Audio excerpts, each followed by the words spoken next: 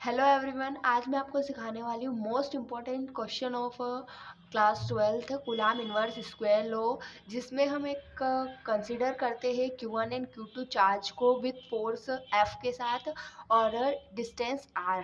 According to Coulomb's law कहता है कि magnitude of electric force between two rest point charges is directly proportional to the product of magnitude of charges and inversely proportional to the square of distance between them.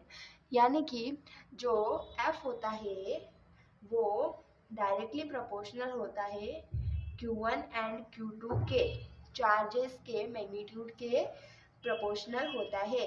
और दूसरा point ये है कि जो F है वो inversely proportional होता है डिस्टेंस का स्क्वायर। यानी कि डिस्टेंस हमारी क्या है, यहाँ पर r डिस्टेंस है, इसलिए हम F इक्वल्स टू भी नहीं लगाएंगे। F is directly proportional to या फिर inversely proportional to the distance square between them. Okay, so इसके बाद हम डायरेक्टली प्रोपोर्शनलिटी साइन को हटाने के लिए हमें लगाना पड़ेगा यहाँ पर कूलाम कांस्टेंट, जो कि कैपिटल K से डिनोट होता है। और इसके बाद हम लिख सकते हैं by equation first and second Q1 Q2 upon में R स्क्वायर।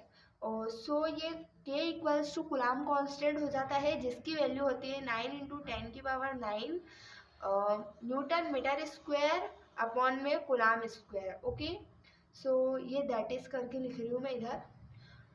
उसके बाद में हम देखेंगे कि कूलाम कांस्टेंट होता है, उसकी वैल्यू होती है, मतलब के जो होता है उसकी वैल्यू होती है 1/4πε0। इसे ऐसे भी लिखते हैं। उसके बाद में हम करेंगे Q1 Q2। ओके, सो हमारा ये जो है ना आ गया है, फॉर्मूला डिराइव हो चुका है।